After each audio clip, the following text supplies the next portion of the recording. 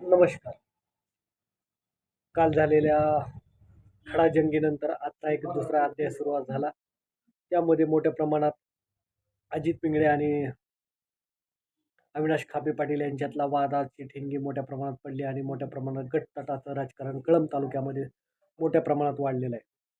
त्याचं मुख्य कारण म्हणजे की उमेदवारी देताना मोठ्या प्रमाणात झालेल्या पक्षबदलीमुळे मोठ्या प्रमाणात नाराजी झाली आणि ए-बी फॉर्म थेट भाजपच्या कार्यकर्त्यांकडे दिल्यामुळे मोठ्या प्रमाणात नाराजीचा सूर वाढला आणि त्याचं फलस्वरूप म्हणजे दोन्ही नेत्यामध्ये अविनाश खापे आणि अजित पिंगळे या दोघांमध्ये खडाजंगी झाली आणि ते शिवीगाळापर्यंत गेले आणि सुधीर पाटील यांच्या घरामध्ये मोठ्या प्रमाणात राडा झाला आणि तिथून प्रताप सरनाईक यांनी दोघांची बाजू ऐकून घेऊन हा वाद मिटवणे गरजेचं होतं. परंतु एक सर्वसामान्य कार्यकर्ता असणारा, एक शेतकरी पुत्र असणारे अविनाश खापे पाटील यांनी संघर्षातून इथपर्यंत आलते.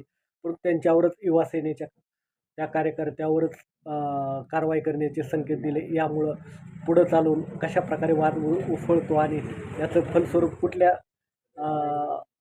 कुठपर्यंत जातं हे पाहणं गरजेचं आहे. याच्यामध्ये तानाजी सावंत कशाप्रकारे एंट्री घेतात आणि तिथून कशाप्रकारे याला राजकीय रंग येतो हे सुद्धा पाहणं गरजेचं आहे. परंतु सध्याला तर मोठ्या प्रमाणात वाद शिंदे गटामध्ये निर्माण झालेला आहे आणि मी मागेही सांगितलं होतं की याच्यामध्ये 2 गट तयार झालेले आहे आणि त्या गटाचं फलस्वरूप आजच्या उमेदवारी अर्जापर्यंत हा वाद गेलेला आहे.